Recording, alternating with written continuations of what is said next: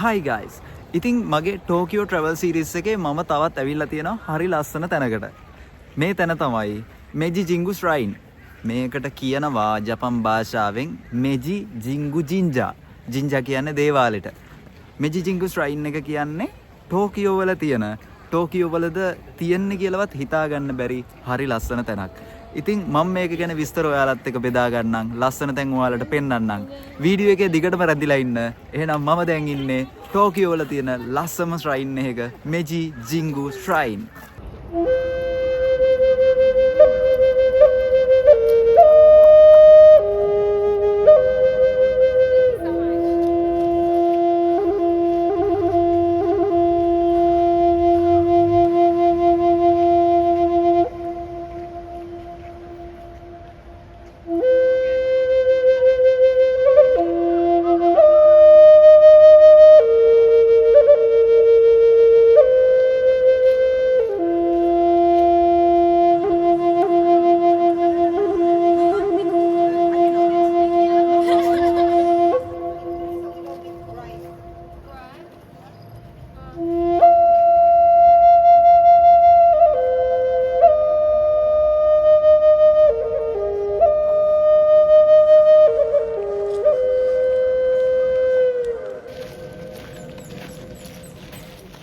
මම දැන් එන්ට්‍රන්ස් එක පාස් කරලා මීටර් 200ක් විතර ඇවිල්ලා තියෙන්නේ.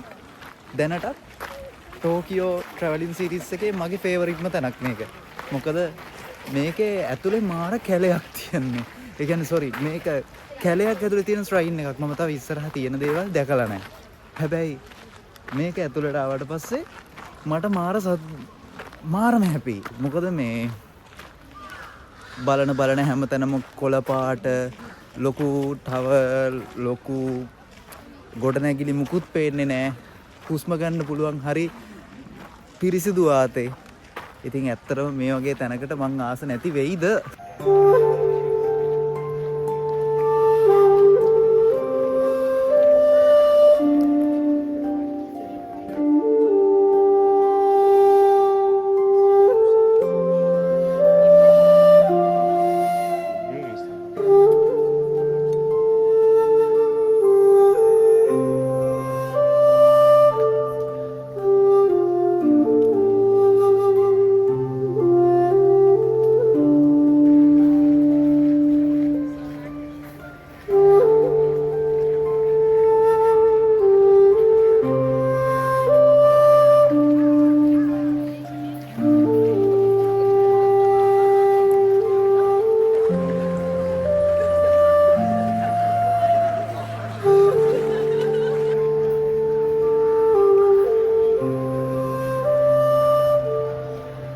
ඉතින් ගයිස් ඔයාලා දන්නවද මේ මොනවද කියලා?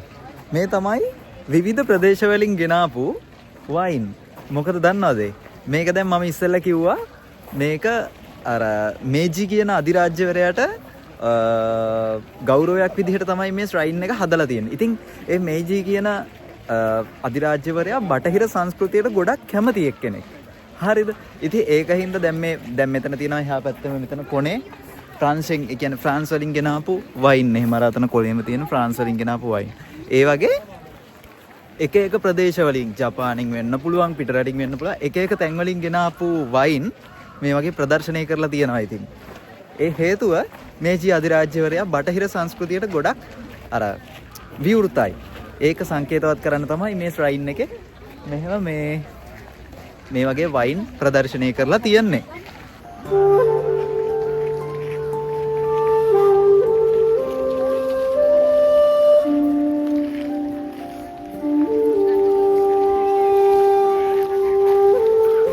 ඉතින් ගයිස් අර පැත්තේ තියෙනවා ෆ්‍රාන්සේ වගේ විවිධ පැති වලින් ගෙනාපු සකේ. හරිද? සකේ නෙවෙයි වයින්.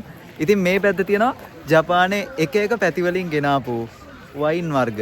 ඉතින් මෙතන ඉඳලා අර හෙටම ජපානයේ විවිධ තැන් වලින් මේක ජපානයේ විවිධ තැන් වලින් ගෙනහලා මෙතන ප්‍රදර්ශනය කරලා තියෙනවා.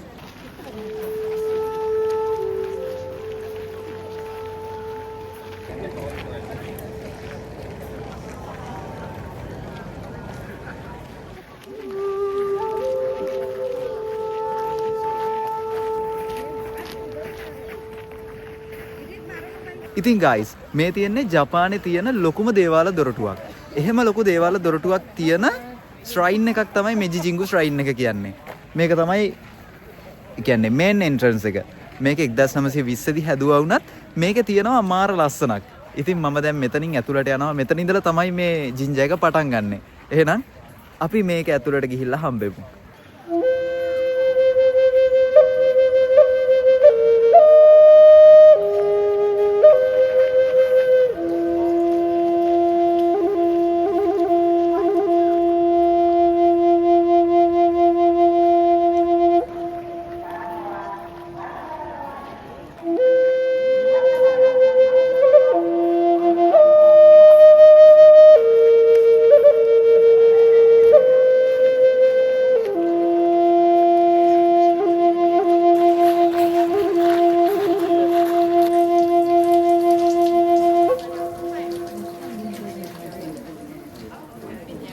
ඉතින් guys අර පේන තැනින් අත් හොදගෙන තමයි මේ දේවාලයට ඇතුල් වෙන්න ඕනේ. මොකද මෙයාලා පිරිසිදුකමට මූලික තැනක් දෙන ආගමක්.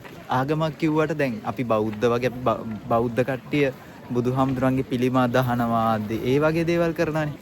හැබැයි මේගොල්ලන්ගේ නිශ්චිත පොතක්වත් නිශ්චිත දෙවි කෙනෙක්වත් නැහැ.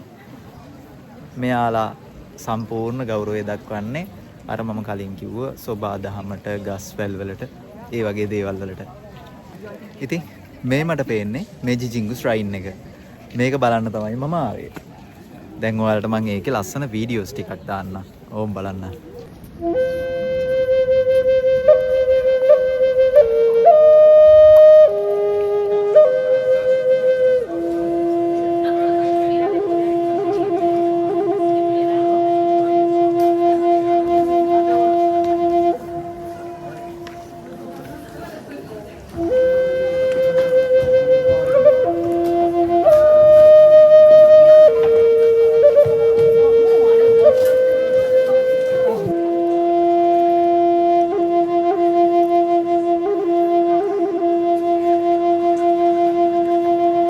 ඉතින් guys මේ තමයි මෙජි ජින්ගු shrine එක.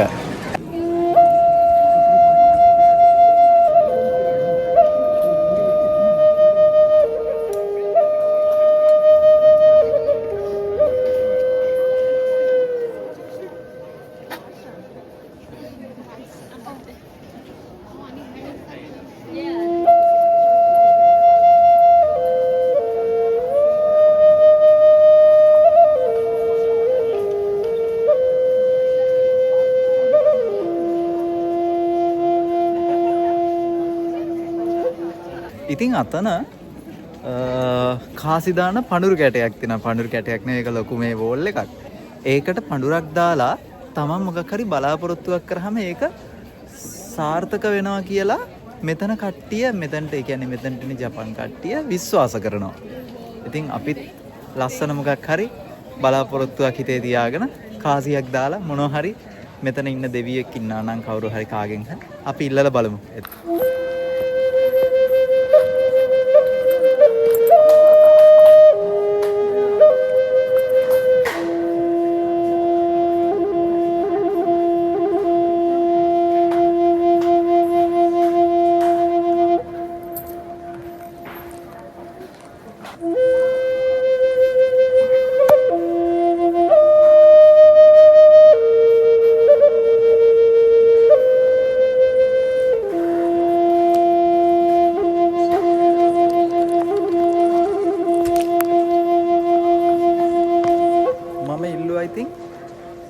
මගේ හිතේ තියෙන හැමදේම සාර්ථක වෙලා මේ වීඩියෝ එක බලන ඔයාලගේ හිතේ තියෙන හැමදේමත් සාර්ථක වෙන්න කියලා.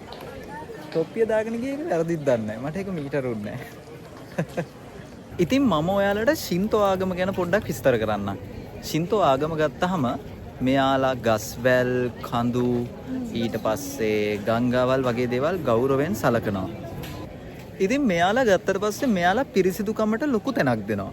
පිරිසිදුකමට ලොකු තැනක් දෙනවා වගේම තමයි දැන් බෞද්ධ ආගමේ වගේ නිශ්චිත ශාස්ත්‍රූවරයෙක්වත් දැන් අපේ තියෙනවා ත්‍රිපිටකය වගේ නිශ්චිත පොතක්වත් මෙයාලගේ ශින්තෝ ආගමට නැහැ.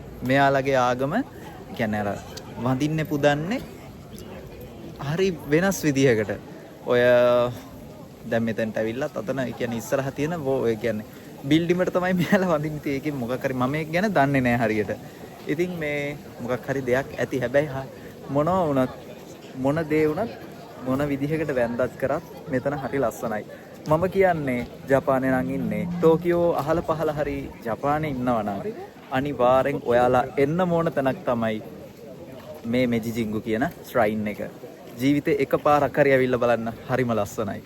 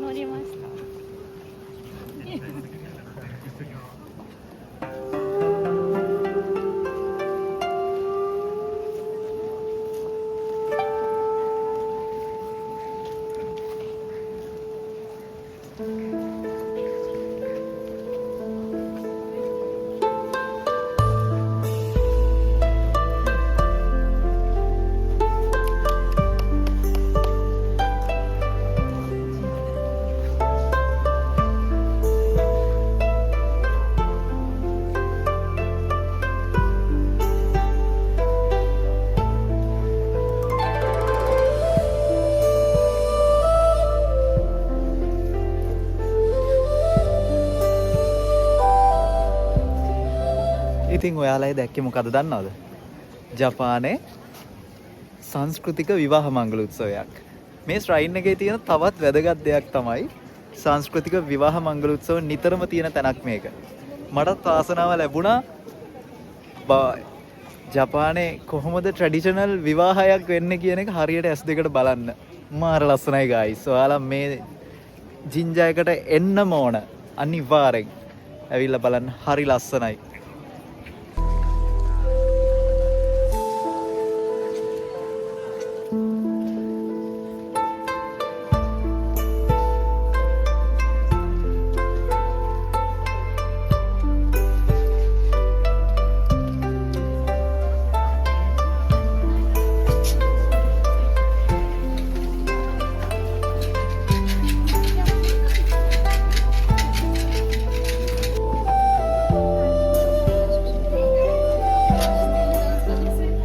ඉතින් guys මේ මගේ පිටිපස්සේ තියන්නේ මෙතන තියන්නේ මේ අමුතු ගේම් එකක් වගේ. හරිද? අතන්ට yen 100ක් දාලා එයාලා ගන්නවා ඒක අවස්ථාවක්. හරිද? ඒ අවස්ථාව අරගෙන අර අතන දැන් මං ඉස්සර දැන් වීඩියෝ එකේ තියෙනවා අර පොඩි බොක්ස් එකක් හොල්ලනවා. ඒ හොල්ලලා ඒකෙන් හම්බෙනවා අංකයක්. ඒ අංකයට අදාළ ලොකර් එකක් තියෙනවා මෙතන මේ ලොකර් සෙට් එකේ. දැන් ඔයාලට වීඩියෝ එකේ දකින්න ඇති. ඒක ඇරියට පස්සේ ඒක ඇතුලේ තියෙනවා තමන්ගේ වාසනාව ගැන. හරිද? හැබැයි මෙතන මේ මෙජිජින්ගු ශ්‍රයින් එකේ තියෙන්නේ වෙනස් විදිහකට මේ දේ. දැන් තමන්ගේ අංකේ තියෙන අංකයට අදාළ ලොකර් එකේ තියෙන්නේ මෙතන මෙජි රජතුමා කියන්නේ අධිරාජ්‍යවරයාගේ අධිරාජිනියගෙනුයි තමන්ගේ ජීවිතයට උපදෙස්. ඉතින් guys මේ මොකක්ද කියලා දන්නවද? තමන්ගේ හිතේ තියෙන විශ් එකක් බලාපොරොත්තුවක් මේකේ ලියලා මේ ලියුම් කවර් එකට දාලා අන්න අර බොක්ස් එක ඇතුළට දැම්මහම ඒ දේ සාර්ථක වෙනවා කියලා මෙයාලා විශ්වාස කරනවා. අපිත් එහෙනම් එකක් ලියමු. අපේ බලාපොරොත්තුත් සාර්ථක වුණොත්. අරිගතෝ ගොසයිමස්. මේක ගිහිල්ලා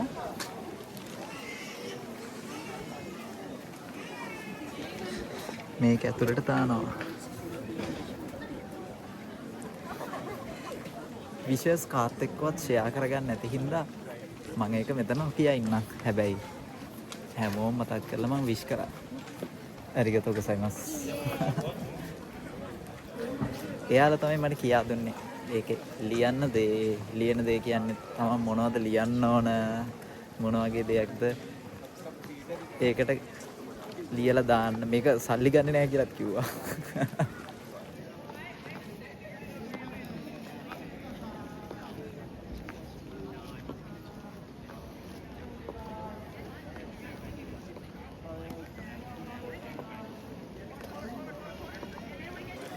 මාර ලස්සනයි guys.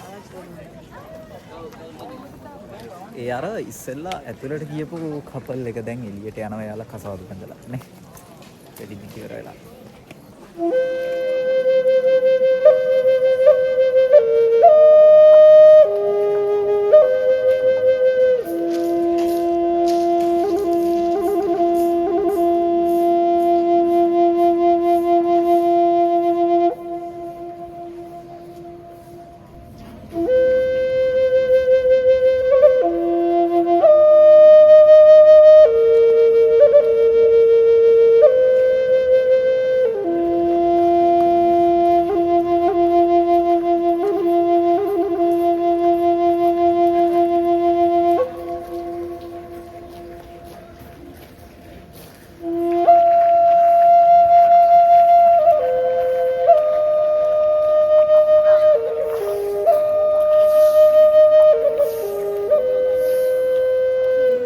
එහෙනම් guys ඔන්න ඔය විදිහට මම මේජි චිංගු ශ්‍රයින් එකට ආපු ගමනත් ඉවර වෙනවා.